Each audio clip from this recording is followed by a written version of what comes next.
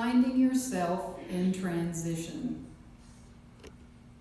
I love the fact that this title has two definitions.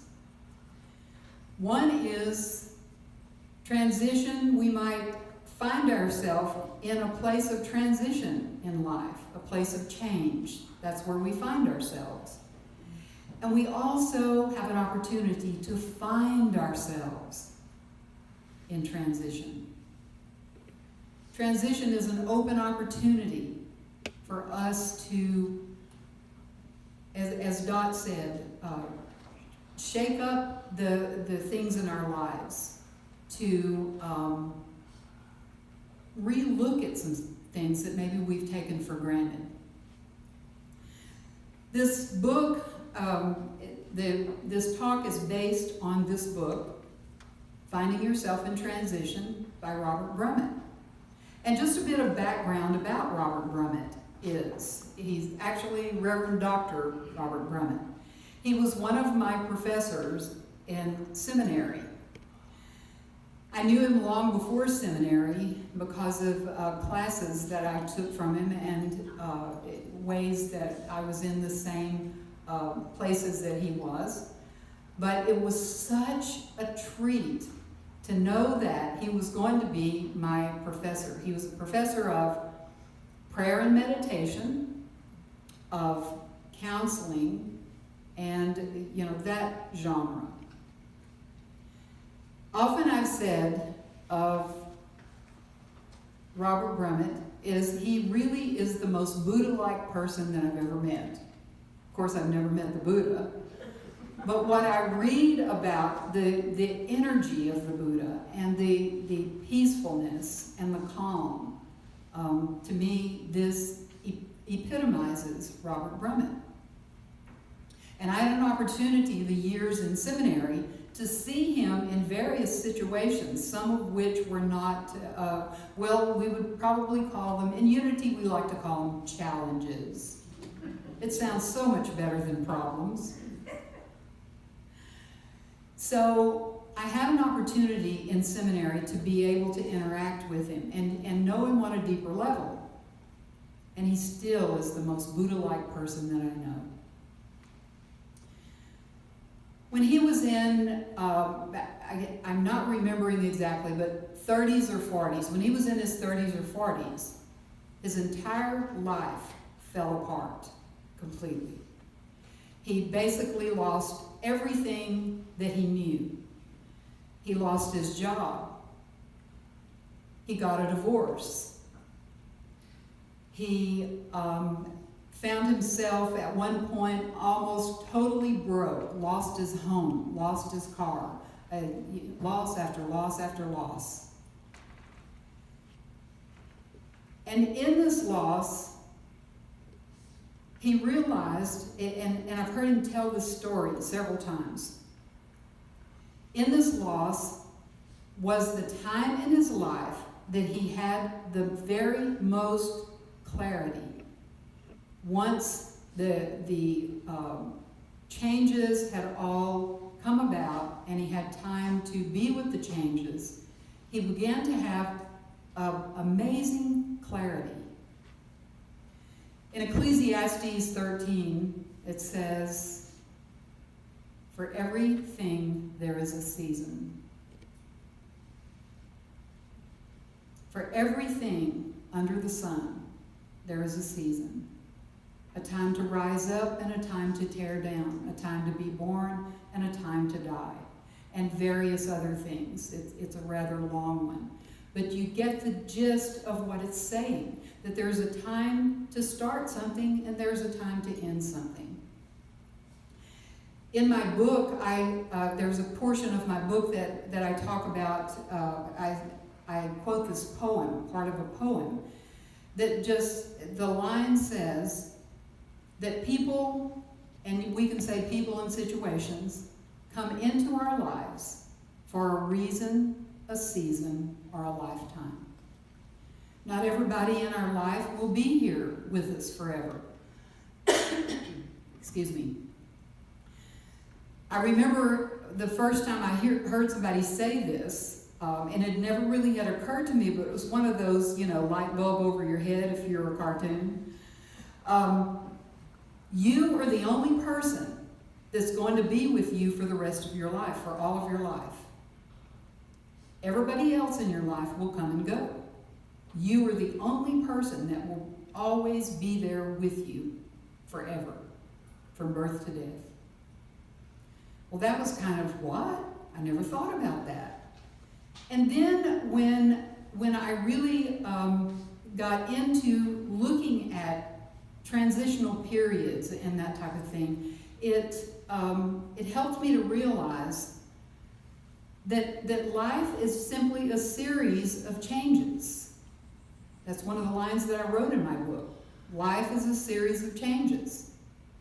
There's an Eastern saying that I like a lot. One cannot step into the same river twice. The river constantly flows. Life constantly flows. We cannot step into the same river twice. We cannot step into the same experience twice. We may have similar experiences, but no two experiences are ever going to be exactly the same. When we face these transitions, like we are right now, we're facing it as a church, and we're facing it individually. I'm just going to address it head on and say, we are at a period of time in our lives where I'm going to be leaving, and my relationship with each of you and everyone that I've made a relationship with in San Angelo, Texas, is going to be different than it has been. And in these times of change, we have opportunities to pay attention. Pay attention to the things that are important to us. Pay attention to things that maybe are not so important, that maybe we've been spending time on, that maybe we want to let go of these things now. There are things we sometimes will, we think of changes as, we can think of changes as something being thrust upon us. Like, I didn't make that choice, but my whole life is changing kind of thing. We can think like that sometimes. And that type of change is somewhat easier to swallow as, well, that's not really the word I want to use. That type of change is, we're more equipped to deal with that kind of change, usually. But when there are times in life, excuse me, there are times in life when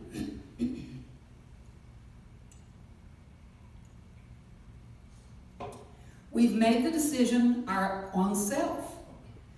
And so there's something in our mind usually that says, well, you may not think it through. Sit down one day and just think this thought. But it's sort of implied. I made this decision myself. Why? I should be very happy about it. The happy changes that we make in our lives. The things such as getting a new job, getting married, having a child, buying a house, buying a car, any major purchase. And we think, we should have nothing but happy feelings around that. Yes, the happy feelings are there. But also, when anything changes in our lives, and the bigger the change, that mostly the impact is greater. Even those things that we choose and that we want for our lives means the death of life as we knew it. The embarking upon something new.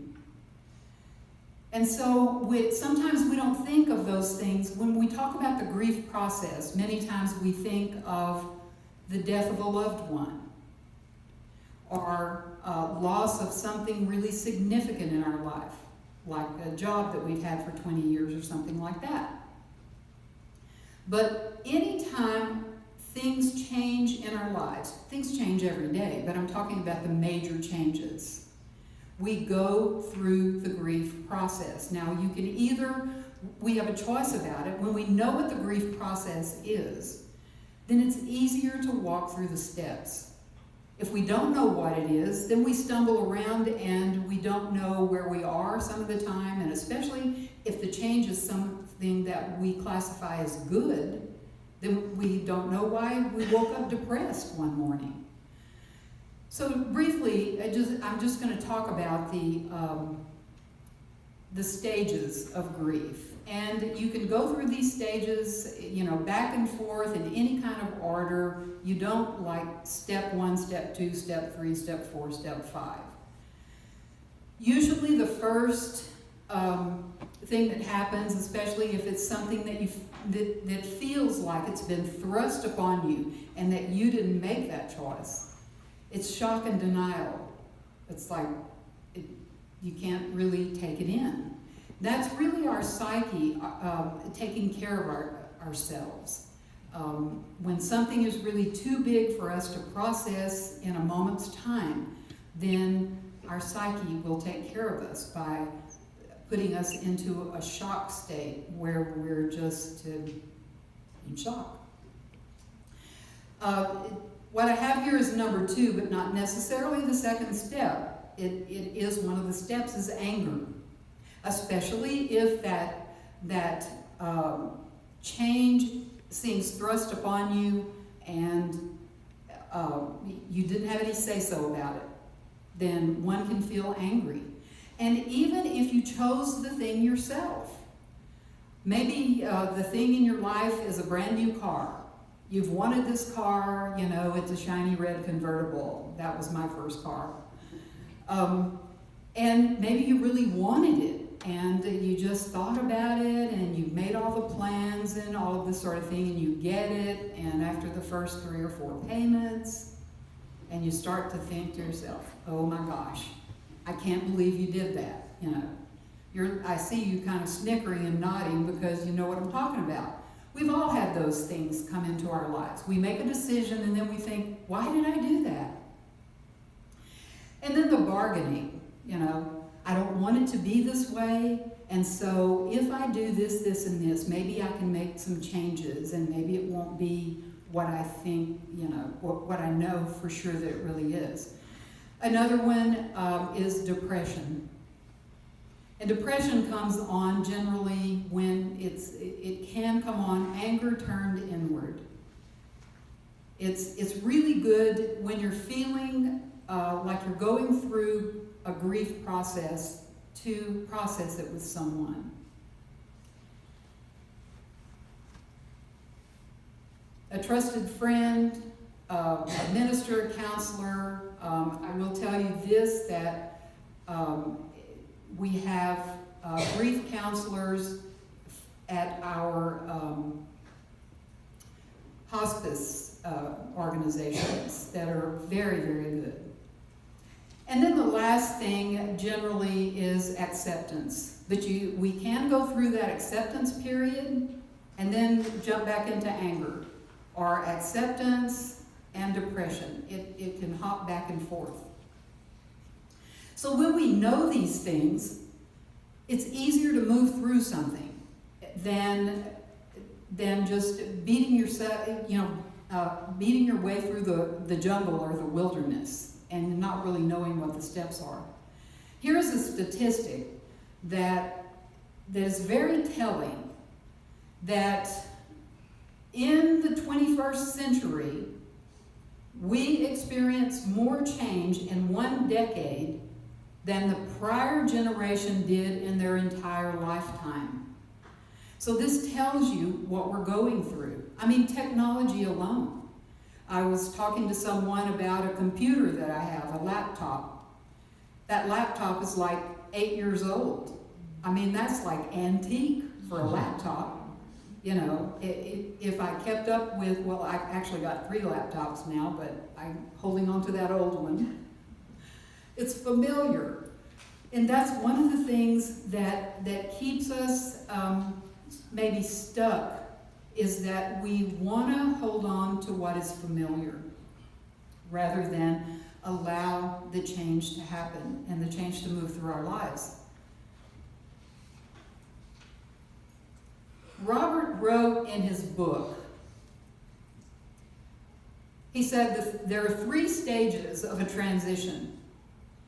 And in my mind somewhere, I thought that, here's the new beginning, and then whatever is behind it. But he said the first step of a transition is death of the old, releasing of the old.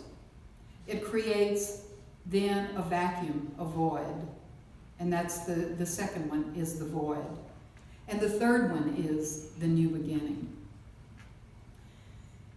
And the releasing the old can be difficult, but really and truly, most people that I talk to and that I counsel with talk about the void as being the worst part because we don't know where we're going. We don't have clear direction. We don't really know exactly what we're going to be doing, or we don't know how to create life since the divorce. We don't know how to be once. I'll just make this personal and tell you that I'm the only one left in my family of origin. All of my family have passed. And it's like I'm the only one left that knows the inside stories of things that happened when I grew up, the good, bad, and indifferent. And so it's a realization of that and letting go of the thought that, like with my sister Susie, we would share stories about goofy stuff that happened when we were little and some things that were hard to talk about. And we knew really that we knew the story, even if we had different points of view about it. And now I have no one to talk to about those stories that knows. So life is full of changes. I mean, I think that God just reminds us that everything changes just simply by the sun coming up every morning. And then it goes down. Well, we know that's not really what happens, but that's what it looks like. It's a reminder that things are not the same. Things are always going to be moving and changing. And going with the flow doesn't necessarily mean that we just lay down and allow everything to happen, because there are things that we are here to do in the world. We're born with something to do in the world. So move forward and do those things. But sometimes it's good just to go with the flow and allow things to happen. John 12:24, Jesus said, "Unless a grain of wheat falls to the earth and dies, it must remain alone. But if it dies, it bears much fruit." Releasing the old so that we can embrace the new is just something that happens all the time in everyday life. So here are some things, well, first of all, I want to read this verbatim from his book, because to me, this was like the epitome of the whole book. Robert Brummett wrote, and he's talking about being in the void, that time when we don't know what's going to happen. "One time during my own experience of the void, I was walking through the woods on a winter day when I noticed how stark and barren the naked forest standing amid the snow-covered earth was. There was a quiet sadness present in the woods, a sense of emptiness. Yet I was struck by the unique beauty of the winter forest, and by the fact that I could see much further and more clearly than I could amidst the summer's lushness." Beautiful. I then realized that in this winter of my life, the time in the emptiness, I had the opportunity to see more clearly that which was hidden from my former view. I love that part, because to me it epitomizes the void, the time that we go through not knowing what's about to happen. The trees with no leaves. But he's right. We can see further, and we can see more clearly in those times if we allow ourselves. So, of course, the teacher in me is going to give you some homework. There will be a test. No. During these times, take care of yourself physically. When you're really going through a time of major change in your life, take care of yourself physically. See that you get the diet that works for you. Eat the foods that work for you. Get plenty of sleep. Do the best you can to take really good physical care of yourself. Pray and meditate. You might think about, if it's a major change in your life, you might think about stepping up your practice of praying and meditating. Meditate a little longer, meditate more often. Have more prayer time where you're just sitting, eyes closed in prayer. And embrace each experience. Now that can really be difficult at times in our lives, when especially we've lost something really significant. A loved one, a job that we thought we were going to retire in, any loss, the loss of a long marriage, or anything like that. It's good advice to pay attention to each experience. It isn't always the easiest thing to do. And pay attention to your dreams. In the book, Finding Yourself in Transition, when Robert Brummett was about to go through these things in his life, one night when he was still married, still had his job, still lived in his house and all of this, he had a dream. And the dream was that he was in his house and all of his family were sleeping. He, his wife, his children. He has 3 or 4. And he said the earth began to shake. And so he jumped up and ran out of the house and yelled at everybody as he was going out, get out of the house, get out of the house. And no one followed him. And the earthquake destroyed the house completely and killed everybody in it. Now this is a dream, remember. And he felt this intense sadness in this dream. And at the same time, he looked up at the sky and he could see very clearly stars, 1 million stars. And he said, looking up at the sky and seeing those stars felt like hope. It felt like a solid place to stand. It felt like faith. At the same time he was feeling grief, he was also feeling hope and faith. And it was probably a year or so after that he lost the house, the car, the job, his marriage, his children. They moved somewhere else and all of that. So pay attention to your dreams. Our dreams can be very telling. If you don't know the symbology in dreams, look it up. Find somebody that knows symbology. I'll let you know this. I studied dream interpretation for years, so some of it stayed with me. I haven't practiced it a lot, but some of the symbology stayed with me. I'm a big believer in journaling. Write down your thoughts. I don't care what they are. How I learned to journal many, many years ago, I don't know, 1975 or something like that. I'm not good with dates, so it doesn't matter. There's no time and space and spirit anyway. But I learned it from The Artist's Way, Julia Cameron. It's a book. And you can get it on CD and all of that. So she calls it morning pages. And she says that it's very important to, as soon as you get up, start writing your morning pages, because then you're the clearest. You don't have a lot of things of the day, or you don't have the fatigue of the day, the tiredness, or anything like that. It's just pure thought. And this is what she says to do. You get a journal that you like the looks of the journal. It just makes it more fun and pleasant.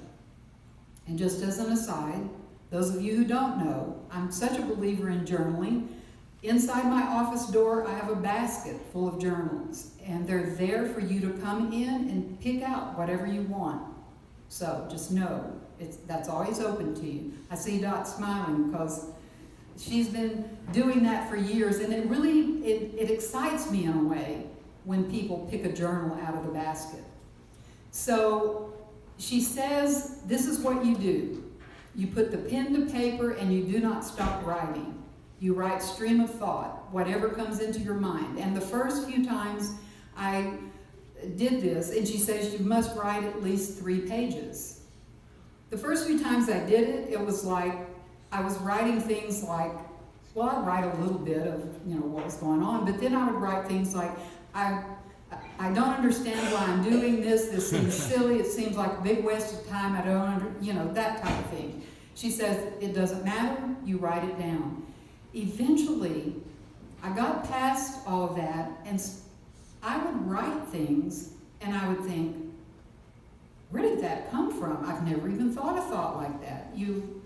Many times I talk to journalers. The things we write on the paper comes really, I think, out of the purity of our heart and mind. We write things that we never had a conscious thought of. It really is so healthy. That's my humble but correct opinion. Number 6 is, don't attempt to rush the process. Don't try to jump from, and in Unity we talk about this a lot, think positive, speak positive, have positive thoughts and all of this. But these things are in our lives for us to experience for a reason. And to try to jump from extreme grief and sadness to all is right with the world is not realistic, and it's not healthy. So move through the experience as you feel like you can. And don't rush the process. And the last one on my list is, and you're probably thinking, finally, create a support group. If you don't have a group of people around you that you can talk to, that you can open up to, find people like that. I mean, all you have to do is look around in here. Just look around and point to somebody. I find that this church is really very open to being real with one another. I love that. So, if you don't have a support person or a support group, then I would say look around. If you're not really good about walking up to somebody and say, you're my support person, then pray about it. Just say, okay, God, you know me better than I know myself. Bring me someone that I'm going to be open and receptive. Bring me someone that I know is my support person. So, Ephesians 2:23 says, throw off your old nature and let Spirit change your thoughts and attitude. That's the New Living Translation. Throw off your old nature and let Spirit change your thoughts and attitude. A big part of going through the transitional process is surrender. Not resisting. I'm not saying lay down and be a doormat, but I'm saying when the changes come, and a change that you can't, like the loss of a job or loss of a loved one, you're not going to be able to change that then surrender to it and allow it to teach you whatever it has come to teach you. I have a kind of a ritual, if you will, of I'm very visual. So if I want to really cement something into place, I make a visual out of it, either closing my eyes and making a visual in my mind, or out here. And one of the things that I do when something is really difficult for me like that, to accept and surrender to it, in a prayerful state, I will hold my hand out like this and envision whatever it is that's in my hand, whatever the situation or the person, and just say, what have you come here to teach me? I've found in my life that the quicker I learn what this situation has to teach me, the quicker I move through it. And on the other side, then I can take that experience and use it. So I'm just going to leave you with this. I know you hear me say this often. I say one of my favorite scriptures, so I've got so many.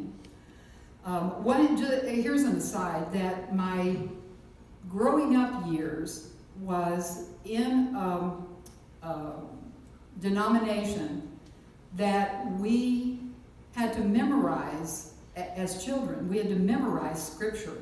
And I really am grateful for that, because many times in low places, these scriptures will come to me. That's just an aside. But I'm going to leave you with this. There is one of my favorite scriptures that says this. Just 2 words, and it's a full sentence. Test everything. Test everything. It goes on to say, and keep only what is good, what is uplifting, what is positive, and let the rest go. So to me, that is really what I want to leave you with. Just hold it in your hand if that works for you, and just, what have you come here to teach me? Test it out, keep the good, and just let the rest go. Thank you.